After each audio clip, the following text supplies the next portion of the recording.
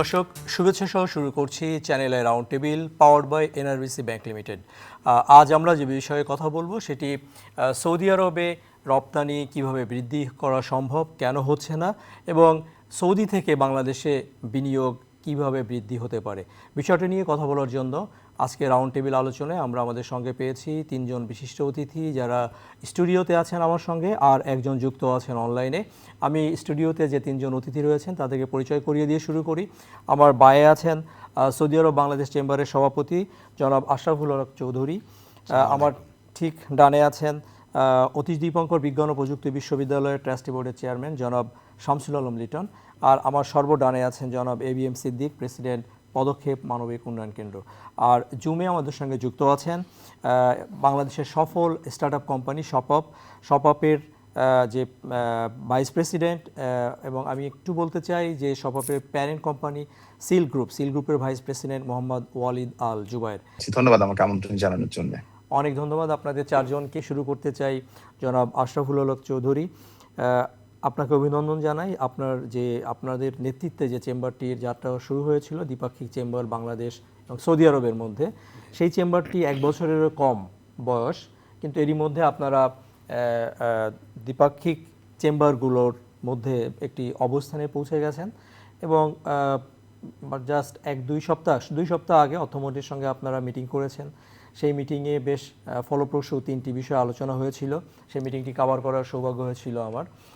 Saudi আরবে আমরা এই সময়ে বাণিজ্য এবং বিনিয়োগ নিয়ে যদি কথা বলি, কোন জায়গাটি থেকে আমরা আসলে শুরু করতে পারি? দেখুন, Saudi Arab Bangladesh chamber of commerce 2025-এর 7 অক্টোবর এটা যাত্রা শুরু হয়। যাত্রা শুরুর প্রাক্কালে এবং যাত্রা শুরুর থেকে এই পর্যন্ত বর্তমান সরকারে ইভেন ওনারা ছিলেন না তখন, মানে সরকার গঠন হয় নাই, তখন থেকে ওনারা আমাদেরকে সাপোর্ট করে আসতেছেন। বিশেষ করে মাননীয় অর্থমন্ত্রী আমির খসরু মাহমুদ চৌধুরী, তারপরে স্ট্যান্ডিং কমিটির মাননীয় সদস্য ডক্টর মঈন খান সহ অনেকেই আমাদের সাথে একীভূত হয়েছিলেন তখন সৌদি বাংলাদেশ চেম্বারটা করার জন্য। আমরা বিশেষভাবে সাহায্য পেয়েছি পররাষ্ট্র মন্ত্রণালয়, বাণিজ্য মন্ত্রণালয়, অর্থ মন্ত্রণালয় এবং শিক্ষা মন্ত্রণালয় থেকে। আমাদের এই যাত্রাটা শুরু হওয়ার পিছনে ওনাদের এবং বাংলাদেশের সব ব্যবসায়ীদের অনেক অবদান রয়েছে। আমরা মনে করি যে বাণিজ্য এবং ব্যবসার দিকে সৌদি আরব বাংলাদেশের সাথে অনেক বেশি এগিয়ে আছে, বাংলাদেশ অনেক বেশি পিছিয়ে আছে। আপনি যদি ধরেন সৌদি আরবে 2025 সালে আপনার সৌদি আরব থেকে এক্সপোর্ট হয়েছে 1.7 বিলিয়ন ইউএসডি ডলার, পার্টিকুলারলি 3টা প্রোডাক্টে, ওদের petrochemical product, crude oil, fertiliser এবং কেমিক্যাল। অথচ বাংলাদেশ থেকে সৌদি আরবে আমরা পাঠাতে পেরেছি মাত্র 447 মিলিয়ন ডলার, এবং এই 447 মিলিয়ন ডলারের মধ্যে ম্যাক্সিমাম হচ্ছে গার্মেন্টস ইন্ডাস্ট্রি, তারপর হচ্ছে অ্যাগ্রো ফুড প্রোডাক্টস আর অন্যান্য ছোটোখাটো কিছু পণ্য। তো তার অর্থ হচ্ছে যে দেখেন, আমাদের বাংলাদেশের প্রায় 35 লক্ষ বাঙালি সৌদি আরবে কাজ করছেন, এবং 35 লক্ষ বাঙালি ছাড়াও সৌদি আরবে এশিয়ান আরও বহু মানুষ ওইখানে কাজ করছেন। কিন্তু এই বড় একটা বাজার আমরা ধরে রাখতে পারি না বা পাচ্ছি না। এ সরকার আসার পর থেকে সরকারের অদম্য আগ্রহ, ইচ্ছা, এবং সরকার যেটা চাচ্ছেন যে যেভাবে হোক জনমুখী ব্যবসা বাণিজ্য, ব্যবসা বান্ধব পরিবেশ সৃষ্টি করে ওইখানে একটা এটা তো আমরা জানি সরকারের এই যে অগ্রাধিকার, কিন্তু সৌদি আরব বাংলাদেশ চেম্বার কি করতে পারে, কি করেছে, সেটা যদি দর্শকদেরকে জানান। আমরা প্রথমে যেটা করেছি, একটা ইন্ট্রোডাক্টরি একটা করেছি, যাতে করে সৌদিরা বাংলাদেশ সম্বন্ধে জানে। এই জানার জন্য আমরা বিজনেস সামিট করেছি। সেই বিজনেস সামিট অসম্ভব আপনার সফলতা অর্জন করেছে, এবং সেই বিজনেস সামিটে আমরা প্রায় 24 জনের মতন সৌদি ব্যবসায়ীদেরকে বাংলাদেশে আনতে সক্ষম হয়েছি, এবং সৌদিরা বাংলাদেশ সম্বন্ধে জেনেছে, যেটা আগে কখনো হয় নাই। একটা প্ল্যাটফর্ম সৃষ্টি হয়েছে ব্যবসায়ীদের জন্য, যে প্ল্যাটফর্মের মাধ্যমে ব্যবসায়ীরা এখন সরাসরি বিভিন্ন ক্রেতা, বিভিন্ন আপনার বায়ারের সাথে যোগাযোগ করতে সক্ষম হচ্ছে। আমরা যেটা করতে চাচ্ছি সেটা হলো আমরা ইনভেস্টমেন্টটাকে কিভাবে বাড়ানো যায়, জয়েন্ট ভেঞ্চার ইন্ডাস্ট্রি কিভাবে করা যায়, সৌদি আরবে বাণিজ্য আরও কীভাবে বাড়ানো যায় সেটার জন্য আমরা পদক্ষেপ নিয়েছি। আচ্ছা, আমি আপনার কাছে আবার আসবো। আপনার যে সহ আলোচক রয়েছেন আমি একটু তাদের সঙ্গে কথা বলি। জনাব শামসুল আলম লিটন, আমি জানি যে আপনি অর্থমন্ত্রীর সঙ্গে যে মিটিংটা হয়েছে জাতীয় রাজস্ব বোর্ডে, সেই মিটিংয়ে আপনিও ছিলেন। সেখানে আপনি একটি আইডিয়ার কথা বলেছিলেন, দক্ষতা বৃদ্ধির বিষয়ে আমাদের প্রবাসী বাংলাদেশে যারা সৌদি আরবে কাজ করছেন, এইটা আসলে কিভাবে করবেন, মানে এইখান থেকে গিয়ে সৌদি আরবে কিভাবে মানুষকে ট্রেন আপ করবেন, কি পরিকল্পনা আপনাদের? এটা আমরা এখনও রিসার্চ লেভেলে আছি। চেম্বারগুলোর সঙ্গে আমাদের চেম্বারের নেতৃত্বে ওখানে অ্যাক্রেডিটেশন কাউন্সিল এবং বিভিন্ন ইউনিভার্সিটি অথরিটির সঙ্গে আমরা আলাপ আলোচনা করছি, স্ট্র্যাটেজিগুলো ফিট করছি। আমাদের এটার মেইন উদ্দেশ্য হচ্ছে শুধু আমরা হিউম্যান রিসোর্স এক্সপোর্ট করব না, আমরা যেহেতু 99.99ই হচ্ছে যে সেখানে আনস্কিল্ড, এখন তো সেখানে যেই প্রজেক্টগুলো আছে 34 পর্যন্ত, প্রত্যেকটাতে মিলিয়ন হাই স্কিল এবং অ্যাডভান্স স্কিলের লোক দরকার। সো আমাদের ওখানে কিন্তু অনেক শিক্ষিত লোক ও শ্রমিক হিসেবে গিয়েছে, তাদেরকে কিভাবে ওর সঙ্গে ফিট করা যায়। আর এর ফিট করার উদ্দেশ্য হচ্ছে দুটি, এই যে মিশনটার কথা আপনি বলছেন, এবং অর্থমন্ত্রী মহোদয় সৌদি বাংলাদেশ চেম্বারের নেতৃত্বে এটাকে অত্যন্ত গুরুত্ব সহকারে নিয়ে ফোকাস করেছেন যে সরকারের ব্যাপারে এডুকেশনাল এবং স্কিল এগুলোকে করার জন্য সর্বাত্মক সহযোগিতা করবে। এখানে দুটো উদ্দেশ্য, একটা হচ্ছে যে সৌদি আরবের সঙ্গে আমাদের যে সম্পর্ক, এটা কূটনৈতিকভাবে অথবা অন্য সকল দিক থেকে চমৎকার আমরা জানি, কিন্তু ক্লাসিফিকেশনের দিক থেকে একটা অসুবিধা হচ্ছে যে আমাদের লোকেরা যেহেতু প্রায় 90-99% মানুষ খুব ছোটোখাটো কাজ করে, তো আমাদের কিন্তু একটা অসুবিধা হয়ে গেছে ভাবমূর্তিগত, এবং এটাকে অনেকে অনেকভাবে ব্র্যান্ড করে। আমি সেভাবে বলবো না, আমরা হিউম্যান রাইটস এবং আদার দিক থেকে হয়তো আমরা সমানে সমানে চলি, কিন্তু বাস্তবতা আসলে তা না। তো এই জায়গাটায় গালফ ট্যালেন্ট ব্রিজ, আমরা এই স্কিমটা নিয়ে আসলে সৌদি বাংলাদেশ চেম্বার যে ডাইনামিক বিভিন্ন প্রোগ্রাম নিয়ে আগাচ্ছে, তার মধ্যে এই যে ট্যালেন্ট ব্রিজ, মানে আমরা যখন এডুকেশন অ্যান্ড স্কিল নিয়ে কাজ করতে যাব, তখন কিন্তু সমানে সমানে এমপ্লয়ার এবং আমাদের যে মানুষগুলো, তারা কিন্তু সমানে সমানে বসে তারা কিন্তু চোখে চোখ রেখে কাজের পরিবেশটা তৈরি হবে। এই গালফ ট্যালেন্ট ব্রিজ হচ্ছে, এটা হচ্ছে সৌদি বাংলাদেশ চেম্বারের একটা বড় স্কিম, যেটাকে নিয়ে আমরা সামনে আগাচ্ছি। বিভিন্ন ধরনের প্রজেক্ট নিয়ে আমরা কাজ করব। যেহেতু তারা 2022 থেকে অ্যাক্রেডিটেশন কাউন্সিল করেছে, এই প্রথম তারা ওয়ার্ল্ডকে এডুকেশন অ্যান্ড স্কিল এইসব ব্যাপারে গেট ওপেন করেছে। তার আগে কিন্তু সৌদি আরবে বাইরের কোনো এডুকেশন কখনো চিন্তাও করা যেত না, মাত্র 2022। তো সেই থেকে অ্যাক্রেডিটেশন কাউন্সিল যেহেতু হয়ে গেছে, আমাদের প্রোগ্রামগুলো তারা অ্যাক্রেডিট করবে। এবং আমরা যেমন আমাদের ইউনিভার্সিটি থেকে আমরা কিন্তু অস্ট্রেলিয়া এবং ইংল্যান্ডের বিভিন্ন অ্যাক্রেডিটেশন কাউন্সিলের অথবা অ্যাক্রেডিটেশন অ্যাওয়ার্ডিং বডির সঙ্গে কাজ করি। সো আমরা এই প্রোগ্রামগুলো নিয়ে তাদের সঙ্গে যখন কাজ করব, কারণ তারা দেখেছে যে ইউরোপ, আমেরিকা, অস্ট্রেলিয়া এই প্রোগ্রামগুলোকেই তারা আসলে বেশি অ্যাক্রেডিট করে। সো এই অ্যাক্রেডিটেশন অলরেডি আমাদের আছে, সো ওটা নিয়ে আমরা কাজ করবো। আর দ্বিতীয়ত হচ্ছে যে জিনিসটি, সেটি হচ্ছে যে আমাদের যে ওখানে লক্ষ লক্ষ মানুষ কাজ করে, এটা অনেক অনেক কম বেতন পায় এবং বেকারত্ব তো আছেই। তো এইটা কিন্তু যখনই একটু তারা স্কিল অ্যাড করবে, আপ স্কিল হবে এবং অ্যাডভান্স স্কিলে যাবে, ইয়েস, তখন কিন্তু আমাদের যে রেমিটেন্সের ফ্লোটা অনেক বাড়বে। এবং আমরা যেটা মনে করি যে এই রেমিটেন্স ফ্লোটার সঙ্গে আমাদের অনেক কিছু জড়িত, এবং রেমিটেন্স এবং এই অর্থটা শুধু মূল কথা না, মূল কথা হচ্ছে তাদের স্ট্যাটাস চেঞ্জ হবে আমাদের ইকোনমিতে। আমরা এখান থেকে যদি স্কিল করি, যেমন গভর্নমেন্টের ওয়ান অফ দ্য প্রায়োরিটিস হচ্ছে স্কিল ম্যান পাওয়ার এক্সপোর্ট করা, এবং এটা বিশ্বাস করার যথেষ্ট রিজনেবল গ্রাউন্ড আছে। যদি 1-2 লক্ষ অথবা 5 লক্ষ লোককে সৌদি আরবে আমরা যদি স্কিল ম্যান পাওয়ার পাঠাতে চাই, তাহলে সেটা হয়তো তৈরি করা, তারপরে ফিট করা বিভিন্ন ইন্ডাস্ট্রির সঙ্গে, এই সব মিলে হয়তো ইট উইল টেক টাইম। প্রতি বছর আপনি 1 লাখ করা খুব ডিফিকাল্ট, মানে সেটাও আপনি 2-3 বছরের আগে পারবেন না, কারণ ম্যাচ করতে হবে। সো আগামী 5 বছর হয়তো 1 লাখও হয় কিনা সন্দেহ আছে। কিন্তু সেখানে কিন্তু আমরা যদি টার্গেট, আমাদের যেটা টার্গেট অ্যাটলিস্ট 1/3 মানে হচ্ছে যে 1 মিলিয়ন প্লাস, সেখানে এখন 3.6 আছে। অথবা এটা কিন্তু আমরা আগামী 7-8 বছরের মধ্যে আমরা টার্গেট করি, তাহলে কিন্তু আমরা এটা পারবো বলে বিশ্বাস করি। জি জনাব লিটন, আমি আবার আসবো আপনার কাছে। আমি একটু কথা বলতে চাচ্ছি Mohammad Walid Al Jubair, vice president Seal group. আমরা সপাপটাকেই বেশি চিনি বাংলাদেশের মানুষ। সিল গ্রুপটা কি, আপনারা কি করছেন, এবং সপাপ আমাদের যারা স্টার্ট আপ আছে, স্টার্ট আপদের মধ্যে সফলতম একটি কোম্পানি বাংলাদেশের। একটু আমাদেরকে জানাবেন যে আপনারা কিভাবে সৌদি আরব সহ গালফ কান্ট্রিগুলোতে আপনাদের ফুটপ্রিন্ট রাখলেন, কি ধরনের সমস্যা ফেস করেছেন এবং কিভাবে সেটা ওভারকাম করেছেন? 2024 সালে যখন ফর্ম হয়, এই গ্রুপটার আসলে প্রথমত উদ্দেশ্য হলো এসএমই লিঙ্কেজের থ্রুতে ট্রেডকে প্রমোট করা।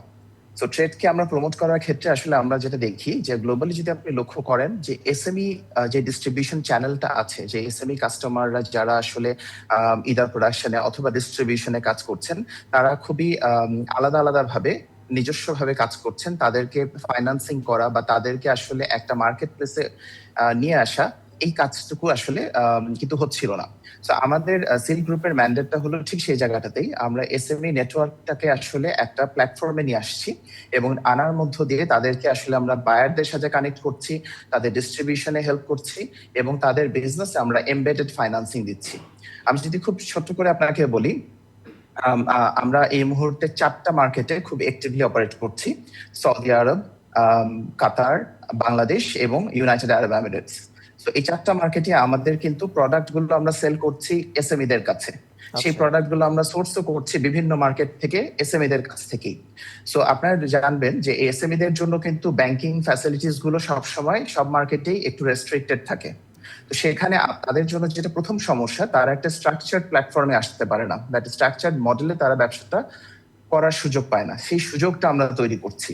আমরা শাপাব বাংলাদেশ, আপনি জানবেন, অলরেডি ভেজিটেবল এবং রাইস সেগমেন্টে আমরা অলমোস্ট 300 মেট্রিক টন প্রোডাক্ট গত 2 কোয়ার্টারে কিন্তু সৌদি আরবে এক্সপোর্ট করেছি এবং গালফ মার্কেটগুলোতে আমাদের কন্টিনিউয়াস প্রোডাক্ট যাচ্ছে।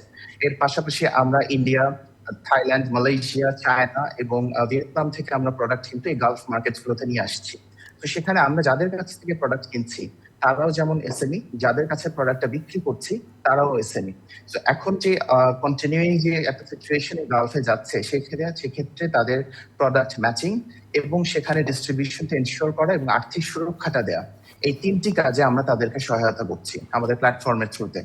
এবং এটা তাদেরকে আসলে তাদের বিজনেসটা বাড়ানোর ক্ষেত্রে এবং বিজনেসটা করার ক্ষেত্রে তাদের যে সুরক্ষা, সেক্ষেত্রে তাদেরকে সহায়তা করছে।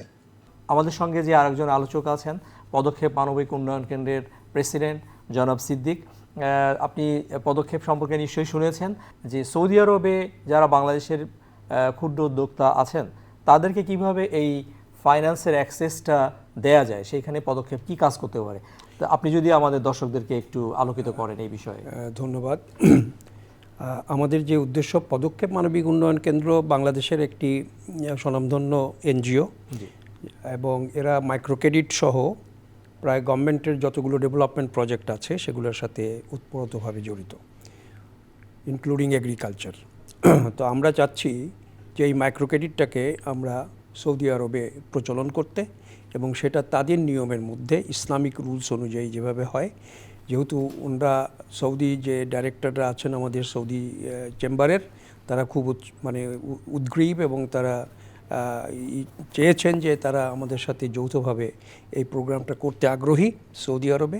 তো ওটার জন্য আমরা একটা প্রস্তুতি নিচ্ছি। পার্টিকুলারলি আমাদের যারা এই যে 35 থেকে 40 লক্ষ যারা বাঙালি আছে এবং সৌদি আরবের বিভিন্ন রিমোট এরিয়াতে তারা কাজ করে, সুতরাং সেই জায়গাটায় কিভাবে আমরা তাদেরকে আর্থিক সহযোগিতাটা করতে পারি এবং কিভাবে তাদেরকে আমরা এন্টারপ্রেনার হিসাবে ওখানে ডেভেলপ করতে পারি, এই আঙ্গিকেই আমরা মাইক্রোক্রেডিটকে নিয়ে যেতে চাই।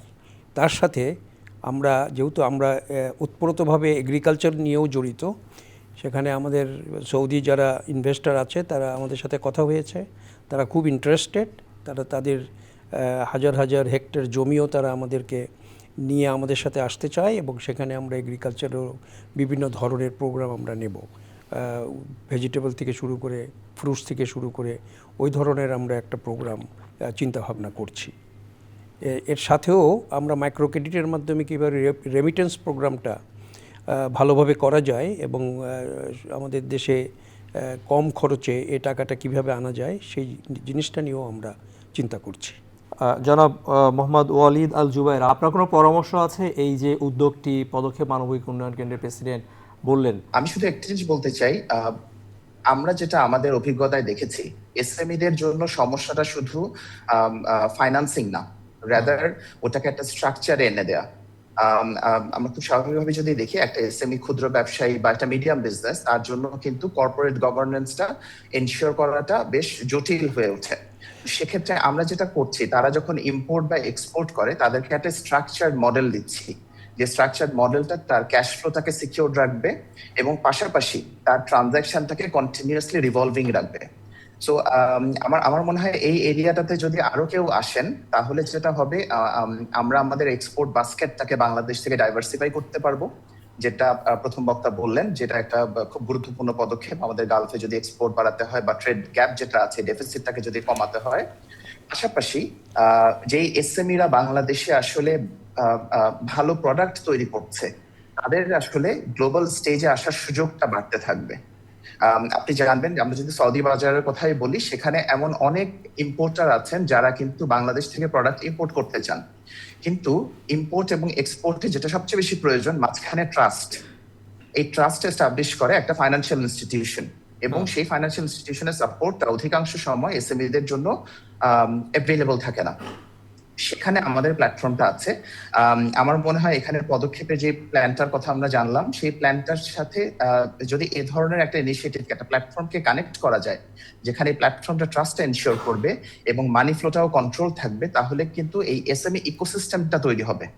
সেটা বাংলাদেশ ডায়াসপোরা সেন্ট্রিক দিয়ে শুরু হতে পারে, বাট গ্র্যাজুয়ালি কিন্তু একটা বাংলাদেশি আইডিয়া গ্লোবাল স্টেজে সব ন্যাশনালিটিকে আসলে সাপোর্ট করার সুযোগ তৈরি হতে পারে। সুযোগ রয়েছে, রাইট। আমি আপনার কাছে আরেকটি প্রশ্ন জানতে চাই, যেহেতু আপনি প্র্যাকটিশনার, মানে আপনারা ওইখানে ব্যবসা করছেন, বাংলাদেশ থেকে যারা ওইখানে যেতে চায়, তা আসলে আপনারা কী ধরনের প্রবলেম প্রথমে ফেস করেছিলেন? মানে পরামর্শটা কি থাকবে যদি আপনার মতো আরও অনেক স্টার্ট আপ কিংবা ব্যক্তি উদ্যোগে কেউ যেতে চায় সৌদি আরব সহ গালফ কান্ট্রিজগুলোতে? এখানে দুটো জিনিস। একটা জিনিস হলো যে আমরা কোন ধরনের ব্যবসায়িক মডেল নিয়ে আসলে গ্লোবালি যেতে চাচ্ছি। হ্যাঁ, প্রত্যেকের আলাদা আলাদা ইউএসপি আছে, সেটা ইউএসপি নিয়ে আসবে।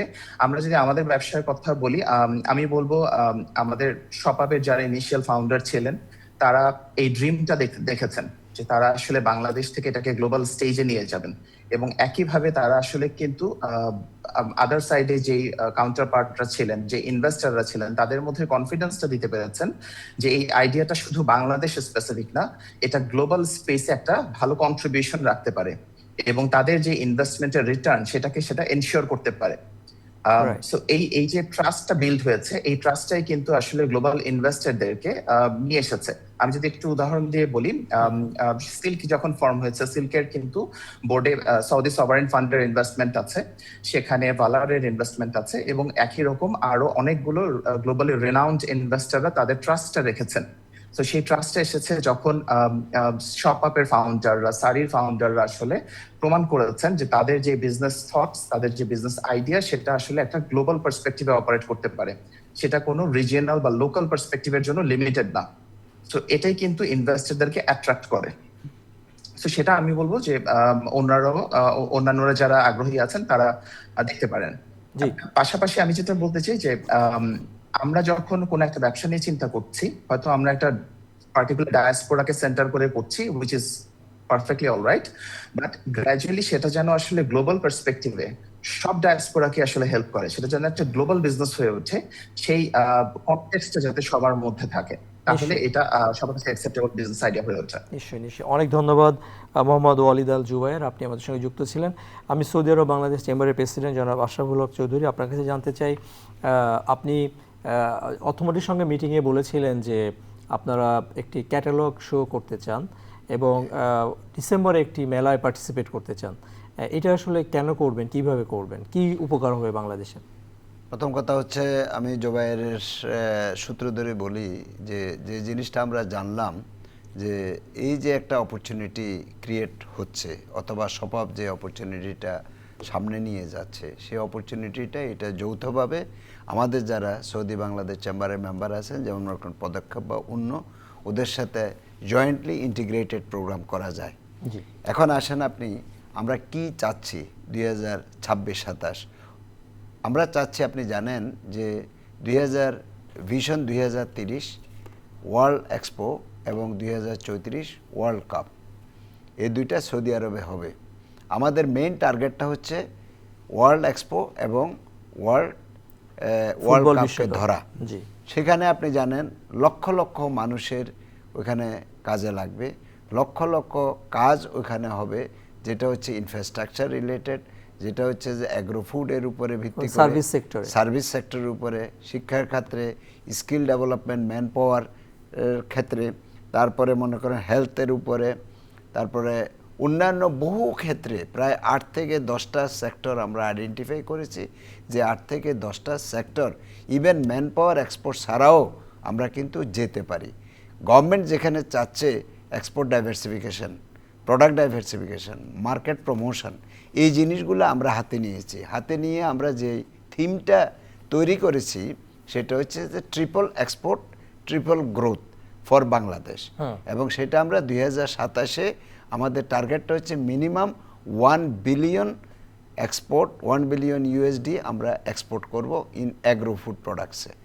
সেকেন্ড যেটা হচ্ছে, এই জিনিসটা করার জন্য আমরা ডিসেম্বরের 8 থেকে 10 তারিখ পর্যন্ত সৌদি আরবে জেদ্দাতে ইন্টারন্যাশনাল অ্যাগ্রো ফুড প্রোডাক্টসের উপরে একটা এক্সিবিশন হবে, যেটা ওয়ার্ল্ড ওয়াইড বিভিন্ন কান্ট্রি 70 থেকে 75টা কান্ট্রি পার্টিসিপেট করবে।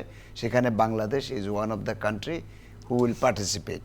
সেখানে আমরা আলাদাভাবে আবার প্যাভিলিয়নও নেব। সেই প্যাভিলিয়নে অ্যাগ্রো ফুড প্রোডাক্ট ছাড়াও বাংলাদেশের অন্য যে প্রোডাক্টগুলো আছে, যেমন এগ্রিকালচারাল মেশিনারিজ, তারপরে এডুকেশনের উপরে আছে, তারপরে আছে যে আপনার হেলথ কেয়ারের উপরে আছে, যেগুলো not related to agro food, এইসবগুলো আমরা ওইখানে প্রদর্শনী করব, সেটা প্রস্তুতি আমরা নিচ্ছি। এটাকে সামনে রেখে আমরা অক্টোবর মাসে 5 থেকে 10 তারিখ পর্যন্ত 5টা সৌদি আরবের চেম্বার অফ কমার্সগুলোর সাথে আমরা ডাইরেক্ট ইন্টারাকশান করব। অর্থাৎ ওইসব চেম্বারগুলোতে আমাদের মেম্বারদেরকে নিয়ে যাব, সেখানে ওদের সাথে B2B মিটিং হবে, নেটওয়ার্কিং হবে, প্লাস হচ্ছে বাংলাদেশ থেকে যেসব কোম্পানিগুলো সৌদি আরবে ডিসেম্বর মাসে পার্টিসিপেট করবে, ওদের প্রোডাক্ট ক্যাটালগ আমরা ওইখানে ডিসপ্লে করব। সেখানে আমরা এইসব ব্যাপারে বিস্তৃত প্রেজেন্টেশন দেব এবং আলাপ আলোচনা হবে। এই জন্য আমাদের যেটা হবে যে আমরা আশা করতেছি একটা হাই লেভেল ডেলিগেশন বাংলাদেশ থেকে যাবে, এবং বাংলাদেশের কাউন্টার পার্ট ওইখানে সৌদি যারা আছে, যেমন শিক্ষার উপরে আছে, এগ্রিকালচারের উপরে আছে, এনভায়রনমেন্টের উপরে আছে, এইসব হাই লেভেল অফিসিয়ালদের সাথে এবং চেম্বার অফ কমার্সের প্রেসিডেন্টগুলোর সাথে আমাদের মিটিং হবে। জি, অনেক ধন্যবাদ আপনাকে জনাব শামসুল আলম লিটন। আপনি দক্ষতা বৃদ্ধি কিভাবে আমরা সেই সুযোগটা নিতে পারি সেই ব্যাপারে কথা বলছিলেন। সরকারের অগ্রাধিকারও তাই, যে আমরা প্রশিক্ষিত এবং দক্ষ ম্যান পাওয়ার পাঠাবো। কিন্তু আপনি যে একটা প্রতিনিধানযোগ্য কথা বলেছেন যে যদি আমরা এইখান থেকে দক্ষ বানিয়ে পাঠাতে চাই আমাদের ইয়ার্স লেগে যাবে, তা আমরা ওইখানে গিয়ে যদি এই কাজটা করতে পারি, সেই ব্যাপারে আপনি একটু বলেছেন আমাদেরকে, আর একটু যদি মানুষকে জানান, কারণ মানুষের সৌদি আরব নিয়ে অনেক আগ্রহ আছে। আমরা এই খবরটা সৌদি আরবে আমাদের যে প্রায় 36-37 লক্ষ মানুষ আছে তারা অনেক কষ্ট করছেন এবং রেমিটেন্স পাঠাচ্ছেন। তারা সেখানে অত্যন্ত হার্ডওয়ার্ক, কারণ আমরা জানি যে ওখানে শীতকালেও 25-30 ডিগ্রি থাকে, আর গরমের সময় তো 40, 45, 50। তো ওরকম একটা টাফ ওয়েদারে কাজ করে তারা যে দেশের জন্য কন্ট্রিবিউট করছেন, ফ্যামিলিগুলোকে সেভ করছেন, প্লাস তারা তাদের ফ্যামিলিগুলো যে দেশের ইকোনমির উপর যে চাপ তৈরি হতো সেখান থেকে ইকোনমিকে রিলিজ দিচ্ছেন, বরং কন্ট্রিবিউটও করছেন উল্টো। এইটা একটা জিনিস, এবং এইটার জন্য আমরা এটা করব, এবং করার জন্য স্ট্র্যাটেজিগুলো নিয়ে আমরা চেম্বারের নেতৃত্বে সেখানে ইউনিভার্সিটিগুলোর সঙ্গে কাজ করছি। দ্বিতীয়ত হচ্ছে যে সেখানে ডাক্তারদের প্রচুর কর্মক্ষেত্র আছে। আমরা জানি যে ইরানে কয়েক হাজার ডাক্তার ছিল, যুদ্ধ এবং নানা কারণে তারা পরবর্তীতে আর নতুন করে আর এমপ্লয় করতে পারেনি, স্টিল সেখানে এখনও বহু। তো তাহলে আমাদের ডাক্তারদের যে এটাও উচ্চ শিক্ষা এবং আমাদের উচ্চ মেধা সম্পন্ন মানুষদের জন্য এই জায়গাটাতে আমরা এভিনিউগুলো নিয়ে সামনে এগিয়ে যেতে চাই। মেডিকেল টেকনিশিয়ান, জি, আমরা আমাদের যে ডেন্টাল কাউন্সিল, তারা এই কোলাবোরেশনগুলো করলে আমরা জানি যে আমাদের মেডিকেল এবং ডেন্টাল কাউন্সিলের সার্টিফিকেশন ইংল্যান্ড এবং আমেরিকাতে পর্যন্ত গ্রহণযোগ্য হয় বলে সরাসরি এখানে সার্টিফিকেশন পরীক্ষা অথবা পেশাদার যে রিকোয়ারমেন্ট যে পরীক্ষাটা, প্লাব অ্যান্ড আদার্স, সরাসরি এক্সামে অ্যাটেন্ড করতে পারে এখানকার গ্র্যাজুয়েট যারা। তো ডেফিনেটলি সৌদি আরবে যেহেতু অ্যাক্রিডিটেশন কাউন্সিল তারা ইন্টারন্যাশনাল হাব তথ্যের ক্ষেত্রে সেটা একটা ভূমিকা রাখবে যদি ডাক্তারদের ক্ষেত্রে করা হয়। এবং এই যে গত সপ্তাহেই আমাদের দেশের সরকার পরিবর্তনের পরে নতুন সরকারের প্রতি শুভেচ্ছা নিদর্শন স্বরূপ তারা বিশ্ববিদ্যালয়গুলোতে 500 স্কলারশিপ সরকারিভাবে দিয়েছে এবং প্রধানমন্ত্রী তারেক রহমানকে তারা এটা শুভেচ্ছা হিসেবে তারা কিন্তু বলেছে এটা এই সরকারের প্রতি তারা বিভিন্নভাবে এঙ্গেজমেন্টগুলো করে বিভিন্ন সরকারের সঙ্গে এবং তারা পার্টিকুলারলি এটা মেনশন করেছে। তো আমরা বিশ্বাস করি আমাদের কাছে আরও খবর আছে বাংলাদেশের প্রতি তাদের যথেষ্ট সহানুভূতি এবং যথেষ্ট তাদের রাখেন, সহযোগিতার রাখেন, অঙ্গীকার রাখেন। সেই কারণে ওদের অনেক বিশ্ববিদ্যালয়ে অনেক স্কলারশিপের সুযোগ আছে। আমরা যদি আমাদের বিশ্ববিদ্যালয়গুলো এবং কলেজগুলো যে যোগাযোগগুলো স্থাপন করে তাহলে সেই স্কলারশিপগুলো আমরা পেতে পারি। আমি মনে করি যে শিক্ষা এবং যে দক্ষতা এবং তারা যে পুরো দেশটাকে একটা ডিজিটালাইজ করতে যাচ্ছে এবং তারা নাসার মতো একটা মহাকাশ কেন্দ্র করতে যাচ্ছে, সেটা সম্ভবত 2.5 থেকে 3 বিলিয়ন ডলার $2.5 থেকে $3 ট্রিলিয়ন খরচ করে সেটা করতে যাচ্ছে এবং সেটা করছে অস্ট্রেলিয়ার একটা ইউনিভার্সিটি, কার্টিন ইউনিভার্সিটির মাধ্যমে। সো আমরাও ফরচুনেটলি ওই ইউনিভার্সিটির সঙ্গে কাজ করি, সো তাদের ডে বাই ডে এগুলো পাচ্ছি এবং আমরা খুবই আশাবাদী যে নিয়ম সিটি কিংবা বড় বড় সিটি, বড় বড় উদ্যোগগুলো এক্সপো তাদের 2034 বিশ্বকাপ, এই জায়গাগুলোতে আমরা এই প্রোডাক্টগুলো নিয়ে তাদের সঙ্গে সংযোগ ঘটিয়ে সামনে এগোতে পারবো। শুধু সবাপের কাছে একটা প্রশ্ন, উনি যদি থেকে থাকেন ওখানে ওনারা ইনফ্রাস্ট্রাকচার ডেভেলপ করেছেন কিনা, বিশেষ করে distribution hubs, regional distribution. Saudi Arab অনেক বড় দেশ, অনেক। জি, মোহাম্মদ ওয়ালিদ আল জুবায়ের, আপনি কি সংযুক্ত আছেন? একটা প্রশ্ন ছিল আমি শুনতে পাচ্ছি। জি, আমরা সৌদি আরবে অলরেডি আমাদের ডিস্ট্রিবিউশন নেটওয়ার্ক তৈরি করেছি এবং আপনি যেটা খুশি হবেন, আমরা অলরেডি আমাদের বাংলাদেশ থেকে যদি বলি চাল এবং ভেজিটেবল সৌদি আরবে পাঠিয়েছি আমাদের ডিস্ট্রিবিউশন নেটওয়ার্কের থ্রুতে, সেটা সেল হয়েছে। এর পাশাপাশি আমাদের এফএমসিজি প্রোডাক্ট আমরা বাংলাদেশ থেকে লিফট করেছি, যেটা সৌদি আরবে ডিস্ট্রিবিউশন নেটওয়ার্কের থ্রুতে আমরা আসলে স্প্রেড আউট করেছি। বাট আপনি রাইটলি বলেছেন যে সৌদি আরব অনেক বড় দেশ এবং সেখানে আমরা এখনো কিছু কিছু জিওগ্রাফিতে ফুটপ্রিন্ট রেখেছি যেখানে প্রোডাক্ট ডিমান্ড অনেক হাই, গ্র্যাজুয়ালি আমরা এটাকে এক্সপ্যান্ড করছি। জি, আবার ধন্যবাদ আপনাকে। আমি শেষ করব জনাব ABM সিদ্দিক, প্রেসিডেন্ট পদক্ষেপ মানবিক উন্নয়ন কেন্দ্র, আপনাকে দিয়ে। ক্ষুদ্র ঋণের কথা বারবারই আমরা বলি, বাংলাদেশ ক্ষুদ্র ঋণে সারা বিশ্বে পরিচিত, কিন্তু আবার একই সাথে কিছু সমালোচনাও আছে আমাদের ক্ষুদ্র ঋণের সুদের হারটা নিয়ে। তো যখন আপনি প্রবাসে যাবেন, বিশেষ করে সৌদি আরবের কথা যদি বলি, আমি এর আগে সুযোগ হয়েছিল ম্যানিলাতে দেখার, বাংলাদেশের আপনি জানেন নিশ্চয়ই আসা, ওইখানে অনেক বড় কর্মসূচি তাদের রয়েছে, ব্রাকের আছে, আমার জানা মতে 2টি এই বড় এনজিও, তাদের হিউজ কর্মসূচি আছে শিক্ষা এবং ক্ষুদ্র ঋণে। আপনারা এই কম্পিটিটিভ হওয়ার জন্য ওই কম্প্যাটিবিলিটি আপনাদের নিশ্চয়ই রয়েছে, আপনারা যখন সৌদি আরবের কথা ভাবছেন। ধন্যবাদ। আমি একটু সপাপের খালিদ সাহেবের সাথে একটু মানে রেখে কথা বলছি। এবং ওনারা যেটা করছে সেটা হলো মার্কেটিং নেটওয়ার্কের ব্যবস্থাটা করছে এবং সেখানে যে ফান্ডিং যে সাপোর্ট বললো সেটাও ওরা করছে। কিন্তু আমাদের মেইন উদ্দেশ্য যেটা হবে যে মাইক্রো ক্রেডিটটা টু ডেভেলপ দি এন্টারপ্রেনার, ওখানে যারা আছে বাঙালি তাদেরকে কিভাবে আমরা ইনকাম জেনারেটিং অ্যাক্টিভিটিজের মধ্যে গেইনফুল ইনকাম জেনারেটিং অ্যাক্টিভিটিতে কীভাবে তাদেরকে আমরা এনগেজ করতে পারি। তো সেখানে প্রোডাকশন সিস্টেমের মধ্যে বেসিক্যালি যাওয়া, যেটা হলো মাইক্রো এন্টারপ্রাইজ ডেভেলপমেন্ট। কারণ আমরা যেটা ডাইরেক্টর সৌদির যে চেম্বারের ডাইরেক্টর যারা আছেন তারা কিন্তু ওখানে বলেছেন যে আমরা আমাদের জমি দিব, আমরা তোমাদের সাথে থাকব এবং সেখানে আমরা চাচ্ছি যে এই আমাদের বাঙালি পরিবারকে, আপনারা জানেন সৌদি আরবে অলরেডি কিন্তু বাঙালিরা কৃষিতে অনেক অ্যাডভান্স, সুতরাং অনেককে আমরা সেই জায়গাগুলোতে কীভাবে ইনভলভ করতে পারি, প্রোডাকশন সিস্টেমে কিভাবে আমরা আপনার লোন দিতে পারি এবং সেখান থেকে কিভাবে ক্লাস্টার ফর্মে ছোট ছোট করে ওই বড় জমিগুলো নিয়ে কিভাবে আমরা 20 জন 25 জন 50 জন বাঙালিকে সমবায়ের মতো মডেলে আমরা এটাকে চিন্তা করছি এবং সেখান থেকে ওই প্রোডাকশনটা ওখানেই মার্কেটিং হবে। এবং আর ওনারা তো আমাদের এই সপাপ যেটা করছে সেটা হলো আমাদের এখান থেকে নিয়ে যাওয়া, তো সেটার সাথে ওইটাও আমরা ওখানে করতে চাই এবং সেটার জন্য যেগুলো সাপোর্ট দেওয়া দরকার আমরা দিব এবং সেটা তো ওদের নিয়ম অনুযায়ী। এই জন্যই আমরা অক্টোবরে যাব, ওটা ফিজিবিলিটি স্টাডি করে কিভাবে ওটাকে আমরা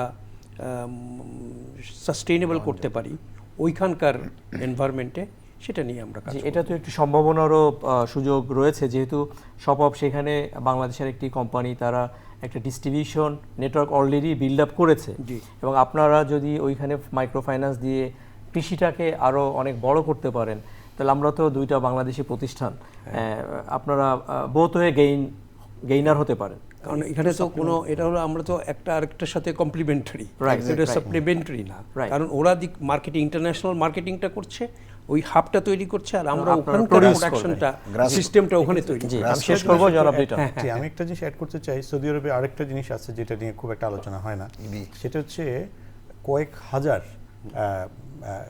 শপ, মানে যেটা হচ্ছে যে রিটেইল শপ যেগুলো, এটা এখন আমাদের যে বাংলাদেশি ভাইরা আছে তারা পরিচালনা করেন। তো এইটা শপ আপের ক্ষেত্রে যেমন এটা একটা ইম্প্যাক্ট তৈরি করছে, এমন তারা কিন্তু অনেক সময় ক্যাপিটাল, তারা কিন্তু ব্যাংক থেকে কোনো ফ্যাসিলিটিস পাওয়ার খুব একটা সুযোগ থাকে না, নানা কারণে আমরা জানি। তো সেক্ষেত্রে এই ধরনের উদ্যোগ কি আপনারা নিতে পারেন কিনা, এবং সেটা তাদের জন্য অবশ্যই সেটা নেওয়ারই ওরাই আমরা product চেষ্টা sell করে, ওদের কাছেই আসলে আমার মনে হয় এটা 50% প্লাস হয়ে যাবে। জি, ওটাই নিঃসন্দেহে, করবে। নিঃসন্দেহে। মডেলটা ওইটাই। আমরা শেষ করছি, তার আগে একটু মনে করিয়ে দেই, সৌদি আরব থেকে বাংলাদেশে যে বাণিজ্য এবং বিনিয়োগের কথা আমরা বলছি, বেসিক্যালি এটা আসলে সৌদি আরব আমাদের এইখান থেকে কি পরিমাণ পণ্য নেয় কিংবা আমরা সৌদি আরবে কী পরিমাণ পণ্য পাঠাই, এটা দিয়ে মাপলে চলবে না। মনে রাখতে হবে সৌদি আরব বাংলাদেশের শ্রমশক্তির সবচেয়ে বড় বাজার। এবং আমরা যে রেমিটেন্সের কথা বলি, রেমিটেন্স এককভাবে কোনো সময় যুক্তরাষ্ট্র থেকে বেশি আসে, কিন্তু সেইটার হিসাব বা সেটা কী রেমিটেন্স কীভাবে আসতেছে এগুলো নিয়ে কিন্তু অনেক প্রশ্ন আছে। সৌদি আরব থেকে যে রেমিটেন্সটা আমরা পাই প্রবাসায়, এটি নিখাদ প্রবাসায়, এবং যেটি বাংলাদেশের অর্থনীতির মূল চালিকা শক্তি। দর্শক, আবারও আপনাদের শুভেচ্ছা জানিয়ে শেষ করছি। সুস্থ থাকবেন, ভালো থাকবেন। চ্যানেল আই রাউন্ড টেবিল থেকে আবারও ধন্যবাদ জানাচ্ছি।